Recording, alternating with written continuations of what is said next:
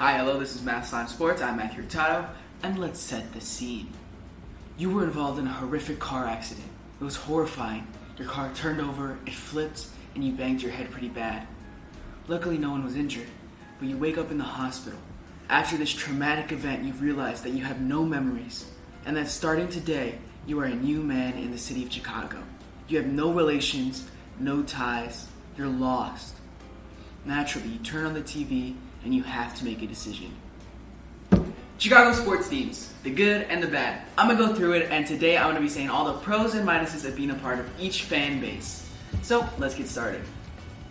I just want to clarify before we get started that each sports team has its own pluses and minuses, and that I'm a big fan of all Chicago sports regardless of anything, but I don't want to talk about the sport itself, right? I don't like hockey, I think it's a little boring, but I'm not going to discredit any, Blackhawks fans because I don't like the sport. I'm going to list the pros and cons of each franchise, go through them, why you should be a fan after getting an asthma hit, and why you shouldn't. And let's start with my Chicago Cubs. So some of the pros of being a Cubs fan is that Wrigley Field is iconic. I mean, the green ivy just looks great, Wrigleyville itself is iconic in the city, and it's just a fun environment. I've gone to Cubs games where they've lost, and I've still had a great time. That's why they call him the lovable loser, because it's all about the ride. It doesn't matter if the Cubs win or lose, you're gonna have a great time at Wrigley. So it's also got a rich history of success, and they've never really had a drought in the playoffs. For example, yes, they did have a huge World Series drought that was 116 years, but they are always competitive every decade. They always have a good, competent team, and they're never really terrible like some other Chicago sports teams. Another pro, TikTok edits are fire, bro. Have you seen them? Maybe I could be number one. I love those. Some of the cons. The owners are Trump supporters and very overt about it. So if you're an apolitical person or you're a very heavy Democrat, you're not gonna like the team very much. The owners are also very cheap.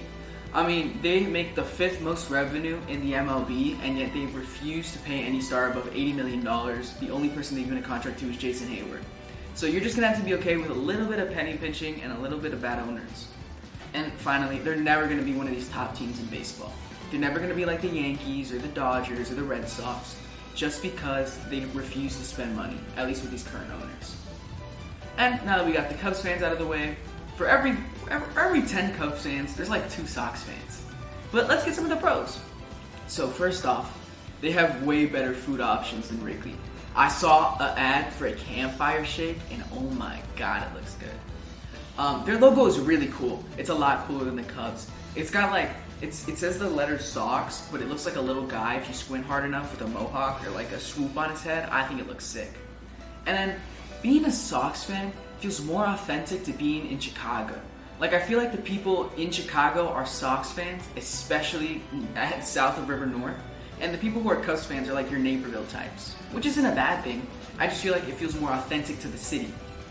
Some cons is that they are consistently terrible. They'll do this thing where they're good for a couple years and then they go back to terrible for 20 years.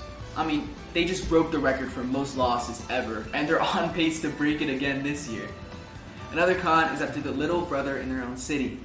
I mean, it's kind of tough when you have the Cubs, which are a huge, rich, and storied franchise, and you're just kind of like there. It's hard to compete with that, And then another con is that you can never buy into a team or a player because the org is so dysfunctional. Everyone was like, oh my god, I love Luis Robert Jr., now he's a failure. Eloy Jimenez, failure. You look at Chris Sale, started playing back, went to the Red Sox, huge success. It's really hard to fall in love with a player when your organization is that dysfunctional. Another con, Jerry Reisendorf. He is the devil. He is the devil. May God bless my soul that I've never seen him in real life. Speaking of Jerry, we got the Bulls. Some pros of being a Bulls fan is that they are the most popular basketball team and brand in the world. You cannot go to any country without seeing a Bulls hat if you look hard enough. Whether it's India, Mexico, the UK, everyone has heard of MJ, even now. Another thing is that it feels very Chicago. You got D Rose, who could have been the greatest point guard of all time if he never got injured. And every couple years, there's like a tribute to him or something that just shows how much he meant to the city. And that goes into my point that it feels like the most culturally significant team. Maybe in Chicago and the entire world. Like, This team elevated basketball to a completely different level of fame, and honestly, I think there's a lot of respect for its rich and storied history.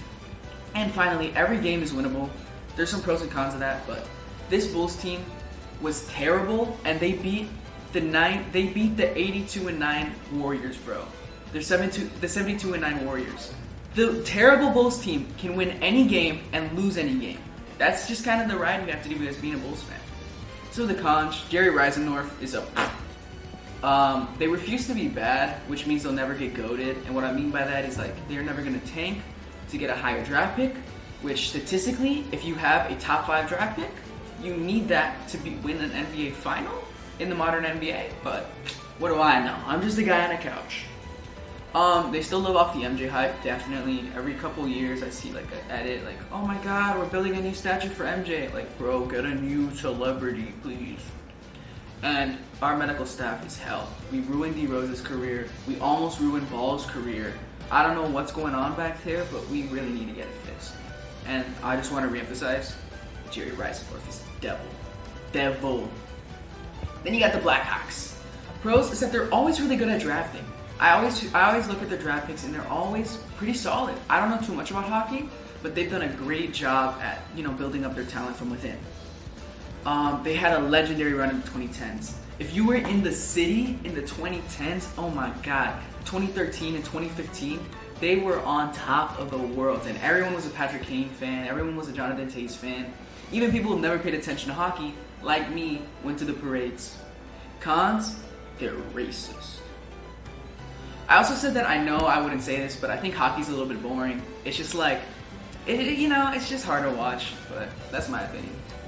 And then let's move on to the Chicago Fire. The pros is that the Fire logo is really nice. It's so clean. It reminds me of like a fireman's patch, which I think is the point, and I really like it. They have invested into making the team better. I remember a couple years, they got a German guy, which is really good. And right now, it feels like an investment to be a fan. It feels like watching the Bulls in the 70s or something like that. Like they're on the brink of success just based off of how much it's growing in the city. Cons is that they've never been good. They are always terrible. Another con is that the home atmosphere is so mid, bro. If you've ever gone to a game, it's nothing like even a Cubs game, just on a regular season. And the team feels generic. Like, there's nothing special about it. It feels like, it feels like the soccer equivalent of like the Sacramento Kings, where there's never too much to look forward to, but it's just kind of there. Also, I think it's weird it's called the Chicago Fire when like the Chicago Fire was a huge tragedy that killed like hundreds of people and ruined millions of dollars in infrastructure, but I'm not gonna get into that. And finally, we got the Chicago Bears. Pros, Caleb Williams, he's the future GOAT, better than Tom Brady, better than I'm sorry. They had the best defense in league history, like the 1986 Bears. People talk about it like they talk about Jesus. Like there will never be anything better, and it was just the greatest of all time. And I have to believe them. I've seen the documentaries, I've seen the shuffle. I believe it. When the Bears are good, the city is alive. In the winter, when everyone's cold and miserable, if the Bears have a game, we are all smiling. We're drinking our hot cocoa, sitting back, relaxing, and thinking how good it was. Shout out to 2018. And then finally, Chicago is a Bears city. Everyone in Chicago is a Bears fan. If you're a Packers fan, you're from Naperville. Get the heck out, bro. We don't mess with you here. Chicago is a Bears city. Everyone in the city is a Bears fan. Some cons, Soldier Field is awful. The parking is awful. The food is bad, overpriced, expensive. Anything you can think of, it's a pretty bad stadium. They're gonna fix that hopefully.